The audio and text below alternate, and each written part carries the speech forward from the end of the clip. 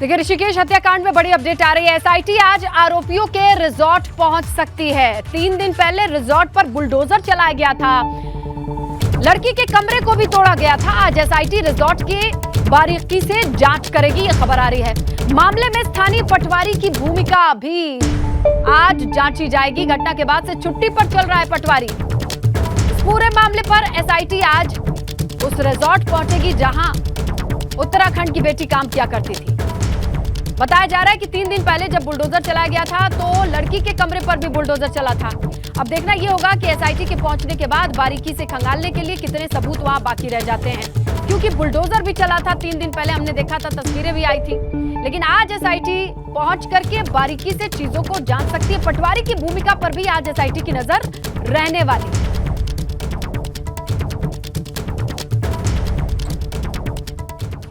और इसी मामले पर लेकिन आपको ये भी बताते चले कि चमोली का गोपेश्वर बाजार बंद बताया जा रहा है। उत्तराखंड की बेटी को न्याय दिलाने की मांग को लेकर व्यापारियों ने बंद का आह्वान किया है। व्यापारियों ने आरोपियों को कड़ी से कड़ी सजा हो, इस बात की मांग रखी है। इसके अलावा गोपेश्वर बस स्टैंड पर धरने पर बैठे हैं व्यापारी। मौके पर एसडीएम पुलिस बल तैनात। गोपेश्वर बाजार की तस्वीरें आपके सामने। ये व्यापारी हैं जो नारे लगा रहे हैं।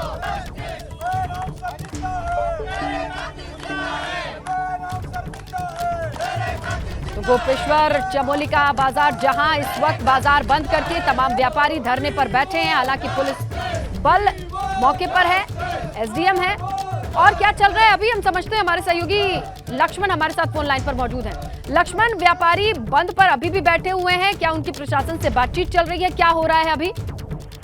इसने बता देखिए, गोपेश्वर जिला मुख्यालय है चमोली जनपद का, और यहाँ पर कल व्यापार संघ चमोली गोपेश्वर के द्वारा बंद का आह्वान किया गया था। चक्का जाम का भी आह्वान किया गया था, और जिसके बाद आज संपूर्ण जो गोपेश्वर बाजार है बंद है। और चक्का जाम हालांकि थोड़ा देर 15 मिनट का सांकेतिक किया गया, जिसके बाद एसडीएम चमोली वहां पर आए और जो व्यापारी हैं उन्होंने ज्ञापन एसडीएम चमोली को दिया, जिसके बाद जाम तो खुल गया, लेकिन व्यापारी काफी देर तक गोपेश्वर पर और मांग करते रहे। स्थानीय लोग भी उस जुलूस में शामिल हुए। कांग्रेसी जो कार्यकर्ता हैं उन्होंने भी पुतला जलाया, और जो अंकिता भंडारी है न्याय दिलाने की मांग को लेकर लगातार वो वहां पर प्रदर्शन करते रहे। हालांकि कुछ देर बाद अब उनका प्रदर्शन हालांकि समाप्त हो गया है और सभी व्यापारी अपने अपने घरों को निकल गए हैं। हालांकि अभी भी बाजार पूरी तरह बंद है। जी तो बिल्कुल एक दिन का बाजार बंद। गोपेश्वर बस स्टैंड की तस्वीरें और तस्वीरें लगातार आप देखें। फिलहाल ये खबर है कि बाजार बंद है, लेकिन प्रदर्शन पर लोग नहीं बैठे हैं। शुक्रिया लक्ष्मण तमाम जानकारी के लिए।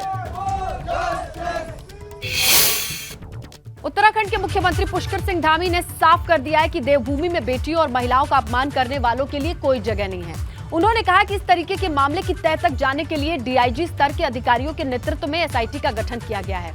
वहीं कोर्ट से भी इस मामले पर जल्द फैसला देने की अपील की गई है। तो मुख्यमंत्री पुष्कर सिंह धामी ने न सिर्फ परिवार से फोन पर बातचीत की, लेकिन एक ट्वीट करके हर एक जानकारी जनता से साझा करी है। हमारी बेटियों के साथ, हमारी बहनों के साथ इस प्रकार का दुर्व्यवहार होता है तो मन में आक्रोश भी होता है और क्रोध भी आता है कि आखिर ये घटना कैसे हुई, क्यों हुई, और ये घटना हुई है तो अब भविष्य में कभी ऐसी घटना ना हो। हम एक नजीर बनाना चाहते हैं कि उत्तराखंड के अंदर हमारी बेटियां सब बिल्कुल निश्चिंत होकर, निश्चिंत होकर, बिल्कुल निर्भय होकर, जिनमें कोई भय न हो, इस प्रकार से स्वच्छंद रूप से अपना काम करें। और हमारी बेटियों की जो सुरक्षा की हमारी जिम्मेदारी है, उनके साथ अन्याय करने वालों को न तो हमारे समाज में कोई जगह है, न ही हमारे राज्य में है। जो 2 दिन पहले घटना हुई, उस घटना के बारे में तत्काल निर्णय लिया। जो भी आरोपी थे उनको जेल में भेजा है, जेल की सलाखों के पीछे हैं। जितने अवैध निर्माण उन्होंने किए हुए थे, उन अवैध निर्माण पर भी जो है ध्वस्तीकरण किया है, और कोई छूटने ना पाए कि ये घटना हुई है, इतने से खत्म नहीं हो जाएगा। घटना की तह तक जाना है कि आखिर इसमें कौन कौन लोग शामिल थे। उसके लिए हमने एक डीआईजी स्तर की अधिकारी है पी रेणुका देवी, उन्हीं के नेतृत्व में एसआईटी का गठन भी किया है। और वो एसआईटी जांच करेगी और हर पहलू की जांच करेगी। किसकी किसकी संलिप्तता है, किस किसने इस अपराध में कौन कौन जो है भागी है, सबको दंड और सबको सजा मिलेगी, ये हमने तय किया है। इसके साथ साथ जो हमारे माननीय न्यायालयों में मामले चलते हैं वो कई महीनों, सालों और सालों तक चलते रहते हैं। हमने निवेदन किया है माननीय न्यायालय से कि हमारी बेटी के साथ बहुत बड़ा दुर्व्यवहार हुआ है, बहुत ऐसा जघन्य अपराध हुआ है, इसलिए इसका फैसला भी जल्दी से जल्दी होना चाहिए, बहुत जल्दी फैसला होना चाहिए। और फास्ट ट्रैक कोर्ट बनाने का भी हमने अनुरोध किया है, जिससे कि उत्तराखंड की बेटी को, हमारी बेटी को न्याय मिल पाए। उत्तराखंड की बेटी अंतिम यात्रा पर चली, लेकिन उसको न्याय कब मिलेगा, दरिंदों को कितनी सख्त सजा हो पाएगी, इसका इंतजार अभी भी बाकी है। उधर सबकी निगाहें इस मामले पर बनी हुई हैं और एसआईटी पर हैं।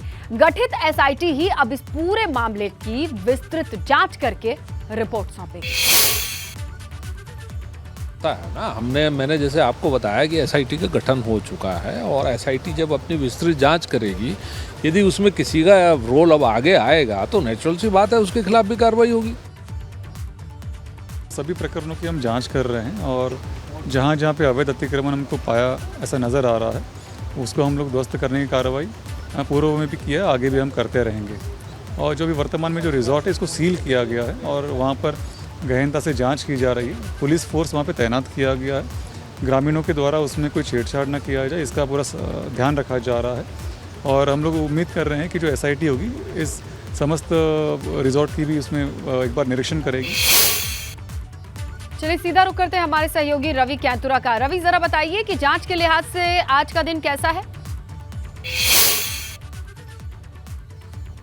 बिल्कुल सुनेता, देखिए एसआईटी पर ही सबकी निगाहें टिकी हुई हैं कि किस तरीके की विस्तृत रिपोर्ट एसआईटी देती है। सूचना यह है कि आज एसआईटी उसी रिजॉर्ट में जा रही है और वहाँ पर पूरे जो साक्ष्य हैं उनको खंगाला जाएगा और वहाँ पर तमाम, क्योंकि जो वहाँ पर इस मृतका का जो कमरा था उस कमरे में भी उसका पूरा सामान वहाँ पर पड़ा हुआ था, तो ऐसे में एसआईटी वहाँ पर भी देखेगी क्या क्या साक्ष्य उनको मिल सकते हैं ताकि इस केस को और मजबूत किया जा सके। लेकिन एक चीज़ हुई है, इसको हम चूक कह सकते हैं पुलिस की ओर से, कि जहाँ पर ये रिजॉर्ट था वहाँ पर जब उस पर बुलडोज़र चलाया गया, उसके बाद जो मृतका का कमरा था उसको भी वहाँ के जो गांव वाले थे, स्थानीय लोग थे, उन्होंने अपने आक्रोश में आकर उसको भी काफ़ी जो है वहाँ पर तोड़ दिया। अंदर की काफ़ी चीज़ें तोड़ी गई हैं और काफ़ी पूरी तरीके से जो है उसको उस रिजॉर्ट को तोड़ने की कोशिश की गई। तो ऐसे में ये माना जा रहा है, लोगों की आशंका भी है कि कई ऐसे साक्ष्य होंगे जो इस वक्त एसआईटी को मिल सकते थे, तो वो साक्ष्य जो है इस दौरान खत्म हो सकते हैं। हालांकि पुलिस का ये दावा है कि उनके पास पर्याप्त साक्ष्य हैं और इस केस को वो मजबूत करते हुए आगे बढ़ रहे हैं। तो एसआईटी में जहाँ डीआईजी रेणुका हैं, वहीं एक आईपीएस अधिकारी उसमें और भी हैं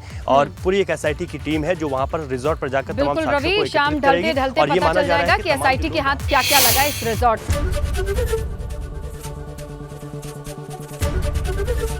एबीपी गंगा, खबर आपकी, जुबान आपकी।